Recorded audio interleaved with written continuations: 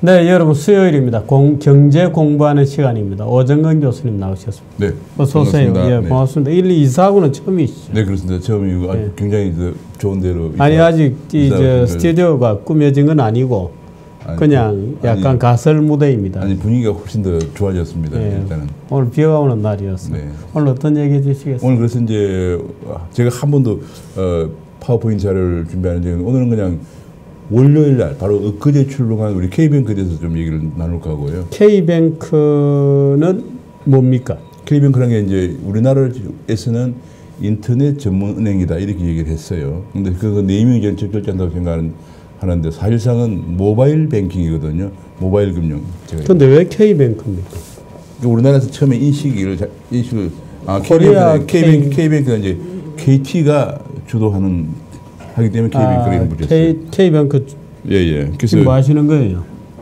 이제 보여주려고요. 네, 좀 보여주세요. 왜 근데 다른 사람 나오는 것 같은데?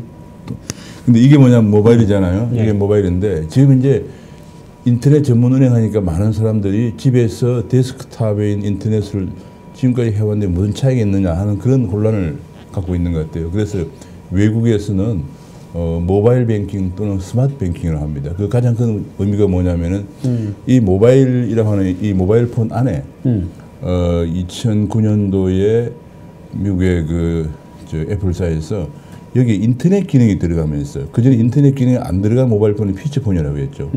들어가면서 이제는 그리고 여기가 점점 이제 이게 그 반도체의 성능이 발달되면서 이 모바일이 이제는 웬만한 큰 대용량 데스크탑 컴퓨터야 일을 하게 되고요.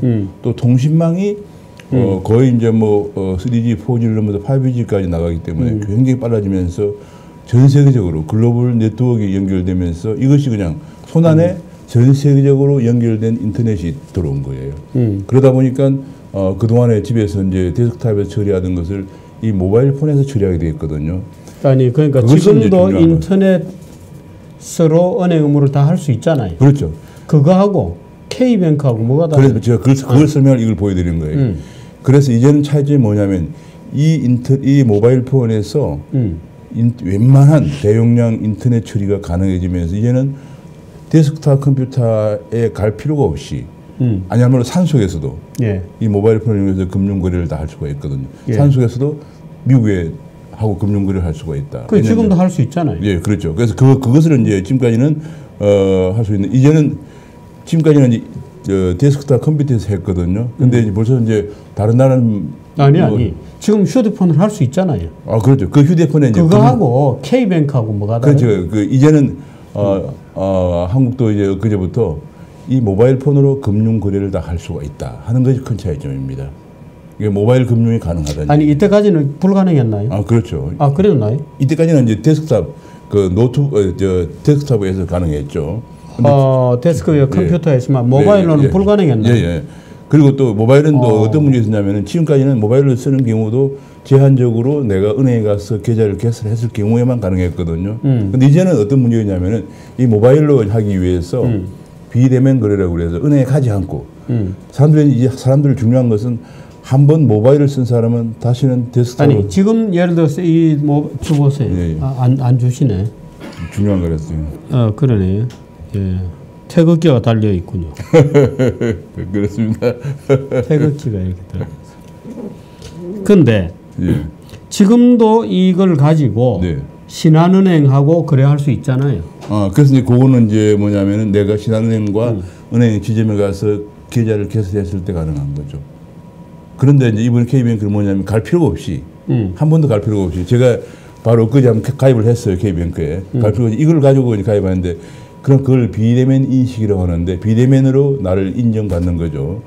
그래서 우리나라는 비대면으로 사람을 그러면 이걸 가지고 어떻게 가입을 하는 거예요? 제가 이제 가입을 했어요. 했는데 이제 이걸 가지고 우선 찾기에서 K뱅크를 찾는군요. 예, 그렇습니다. K뱅크 이제 앱을 K뱅크 앱을 일단 깔고 다운 받아가지고 예를 들면 이런 거죠. 다운을 받아가지고 이제 이렇게 해서 이제 가입하기 나오거든요. 이렇게 이제 가입을 하면은 거기서 오정근이라고 하는 인식을 하도록 요구합니다. 그 방법이 몇 가지 있는데 저는 어떻게 했냐면은 제 주민등록증을 요 사진을 찍어서 바로 보내주고 그 다음에 이제 저는 또 다른 내 은행인 통장을 해서 900원을 이체시켰어요. 그렇게 되니까 저쪽에서 나라는 걸 이제 확인을 하게 되죠. 그래서 우리나라가 왜 그 두 가지 이상 썼냐면은 우리나라에서 그 여러 가지 그 부정 거래 이런 걸 방지하기 위해서 비대면 인식을 반드시 복수를 하게 돼 있어요. 두 가지 방법을 사용하는 그럼 주민등록증을 찍어서 보내주거나 그다음에 이제 주거나 아니면 내가 지금 사용하고 있는 은행의 그 공인인증서. 여기는 공인인증서 필요 없습니다. 그럼 뭐로 확인해요? 그걸로 이제 확인된 거예요. 아니 그럼 제가 들어가서 오정근 이름으로 예, 가입을 그러면 하고 우선 내 주민등록증을 갖고 있지 않을 거 아니에요. 그러니까 오정근 주민등록증을 내가 해킹을 해가지고 그런 경우 어떻게? 그래서 이제 그래서 반드시 복수를 얘기해요. 바로 그런 이제 정주필령 같은 분이 있을까 봐서 그런 경우 한 가지 하면 안 되고 내가 그럼 이 K뱅크가 일반 다른 은행의 모바일하고 뭐가 다르냐? 이게 다른 은행의 모바일은 개설할 때 반드시 그 은행에 가서 개설을 좀 해야죠. 그 차이밖에 없나요? 아니 다른 것도 있습니다. 좀 어떤 차이가 있어요? 말드리려고 그러는데 일단은 그러니까 이제 가장 중요한 것이 이 모바일 폰의 기능이 인터넷 기능이 굉장히 향상이 되면서 중요한 것은 은행에 갈 필요가 없이 언제 어디에서나 내 계좌를 개설하고 예금도 하고 대출도 받고 계좌 이체도 가능하다. 그것이 중요한 차이점입니다. 그러니까 아니 그건 이해가 됐는데 됐습니까?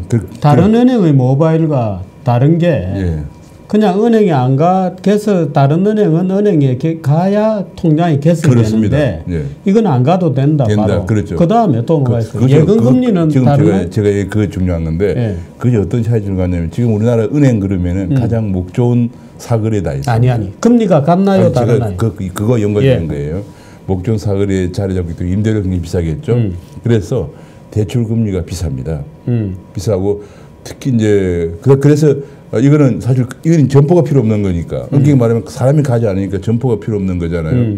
그러면 조용한 산속 같은데 싼 데서도 영업이 가능한 거거든요. 그러면 임대료 같은 게 고정 비용이 안 들어가니까 굉장히 지금 이 K뱅크가 공시하고 있는 이율은 얼마예요?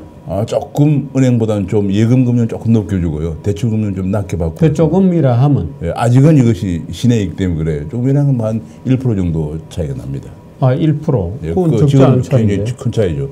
그리고 또 한 가지 중요한 게 뭐가 이점이 있냐면은 아직은 초기니까 그런데 지금 대출을 가면 제가 이제 얼굴 안 보고 이제 일단 가입했잖아요. 그럼 제가 이제 뭐 예금은 또 문제가 아니지만 내가 대출 받고 싶다. 그럼 대출 옛날 같으면 대출 은행 일단 찾아가서 그 서류를 제출하고 심사를 받아야 돼요. 근데 지금은 그럴 필요가 없습니다. 이번 중요한 것은 이거는 오정근이가 만약에 한 뭐 1,000만 원 대출 신청하면은 오정근이라는 사람하고 내가 그걸 쓸 용도와 업종 뭐 사업을 하려고 그러면은 그런 것들을 소위 말하는 수많은 데이터, 빅데이터라고 그러죠.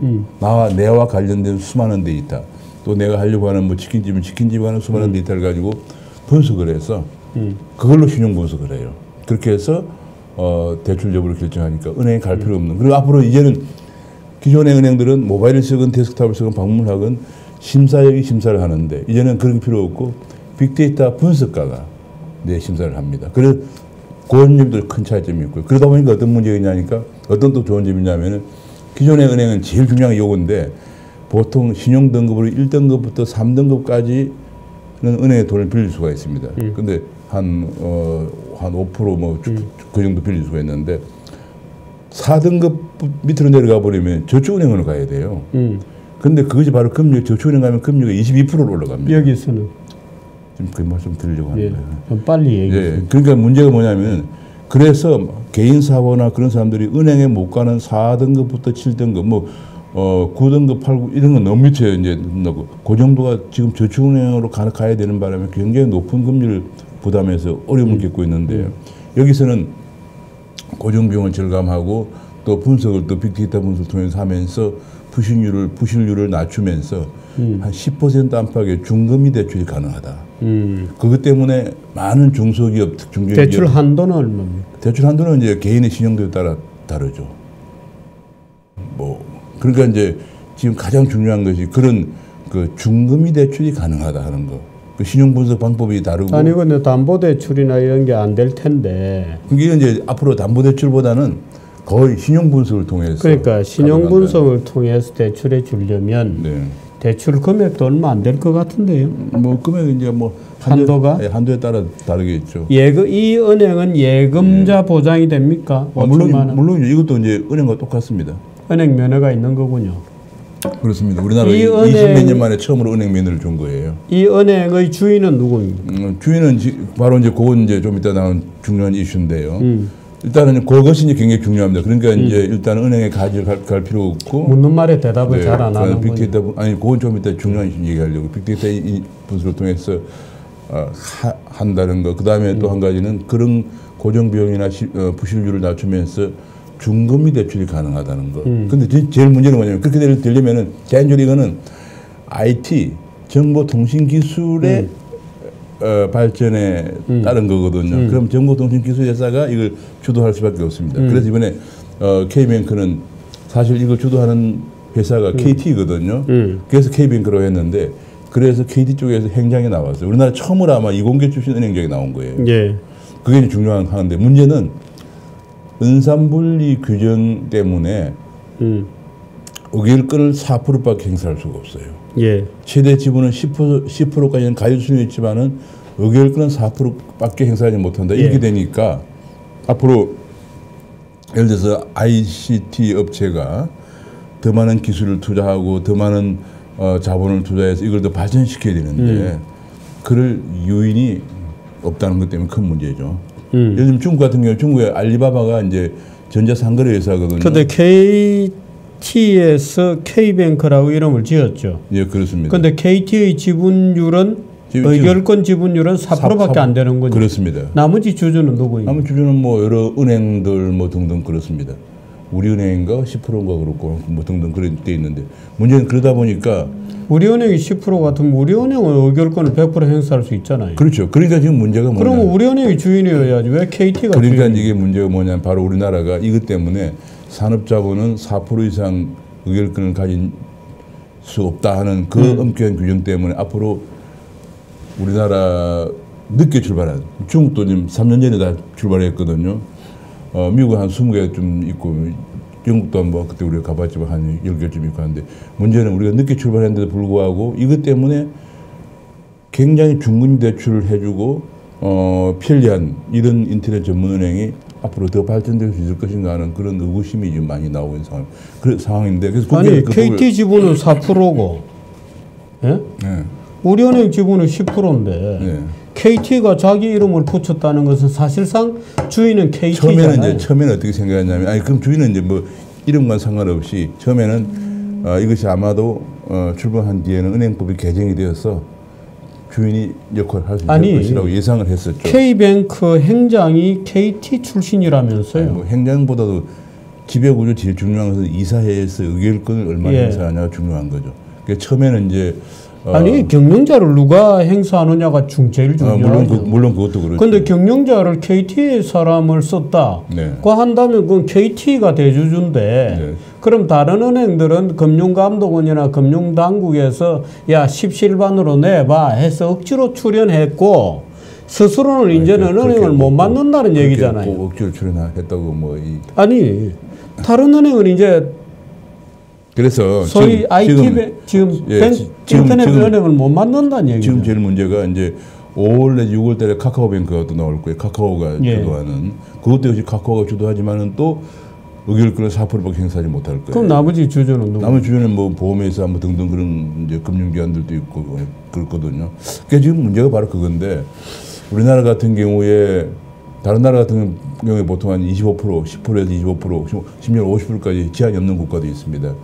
그러다 보니까 그런 나라들은 대개 한국 외에는 다른 나라 그런 데가 없어요. 그러다 보니까 요즘 이제 이게 워낙 그 4차 산업혁명이라고 그래서 인터넷 쪽이 IT 기술이 발전하니까 이 발전한 기술들을 토대로 해서 모바일 뱅킹 지금 이게 뭐냐면 우리가 예금 대출 이체뿐이 아니고 예를 들면 이제 알리바바가 설립한 마이뱅크라고 있어요. 마이뱅크 3년 전에 전부 영업하고 있는데 그 마이뱅크 같은 경우는 예를 들어 내가 예금을 하고 전자상거래를 합니다. 알리바바 본래 전자상거래니까 돈이 더 필요하면 대출을 해주고 돈이 남으면 예금을 해주고 또 본인이 원하면은 그 예금만 하는 게 아니고 운용도 해줘요. 자산은 관리도 해줘요. 그러니까 그런 걸 종합적으로 하는 완전히 새로운 금융회사가 탄생을 한 거죠. 그렇게 했는데 그걸 주도하는 게 바로 알리바바가 하는 전자상거래, 한국으로 치면 산업자본이 하는 거거든요. 아니 그러니까 K뱅크는 새로 만들어진 건 축하할 일인데 제가 설명 내용을 쭉 들어보면 규제가 너무 많아요. 규제가 너무 많고 정부가 또 지손하게 놓고 쭉 누르고 있는 거예요. 그러니까 지금 문제가 뭐냐면 항상 규제가 많아서 우리나라 금융기관이 세계 80위권이라고 그러잖아요. 지금 전통적인 금융기관도 세계 80위권인데 이거 새로 생기는 지금 완전히 이제 금융이 패러다임이 바뀌는 중이거든요. 이 바뀌는 새로운 금융에서도 이렇게 규제가 많으면은 아니 더 KT 4%고 우리 은행은 10%를 내게 시켜놓고 주인은 그러면 이제 어떤 식으로 경영권은 KT 너희들이 행사하라고 당국이 지 마음대로 면허를 주고 이런 생쇼가 어디 있어요? 그러면 이제 어떤 문제냐면 의결권이 4%밖에 안 되니까 결국은 다른 은행들이 다른 지분이 96%를 두고 행사할 거 아닙니까? 결국은 거기에 이제 조그만한 이제 많은 다수의 지분을 가진 사람들이 있기 때문에 다수가 참여한다는 것은 조금 지분이 적다는 것은 결국은 주인이 없다는 건 마찬가지예요. 그러니까 주인이 없는 경우는 주인이 없이 또 정부에서 만들어 놓고 생쇼하는데 그럼 나머지는 기대치가 뭐냐면 언젠가는 이 지분 규제가 풀리겠지. 그러면은 이 면허 자체를 특허를 라는 것 자체를 정부가 또 놓고 장난치는 거거든요. 그래서 이제 제가 걱정하는 것은 우리가 사실은 전국에 17개 은행이 있습니다. 일반은행, 특수은행, 뭐 농협수협은행인데 그 17개 은행 중에서 주인이 제대로 있는 데는 3개밖에 없어요. 나머지는 참 주인이 없습니다. 아니, 그래서 우리나라가 저기 우리은행 10%, KT 8%, GS 리테일 10%, NH 투자증권 10%. 그 GS 리테일은 왜 10%밖에 안 되냐 이거. 10%를 하는데도 저기도 의결권은 4%라는 거 아니에요? 네네. 말이 되는 소리야. 그러니까 이게 지금 말이에요. 그래서 이거를 이번에 우리나라 첫 번째 인터넷 전문은행 출범하니까 모바일 뱅킹 출범하니까 은행법을 개정해야 한다고 그 난리를 피는데도 안 해준 거죠. 지금 문제는 이거를 개정해야 되는 정무위원회에서 위원장이 야당 출신인데 강력히 반대했다는 거예요. 상정도 안 했다는 거예요. 그럼 이렇게 얘기하세요. 옛날에 무슨 앞으로 그러니까 됐습니다. 그러니까 정규제 TV 보시는 여러분들은 이 모바일 뱅크 이런 거 하지 마세요. 우리 그거 하십시다. 제대로 만들어질 때까지. 그런데 더 중요한 한 가지 얘기 있는데요. 이제는 이제 이게 모바일 뱅크는 한마디로 말해서 국경이 없어집니다. 이게 왜냐하면 워낙 통신이 글로벌하게 다 네트워크 연결되어 있으니까 지금 그러면 어떤 문제가 생기냐면 우리가 예컨대 뭐 만약에 아마존에서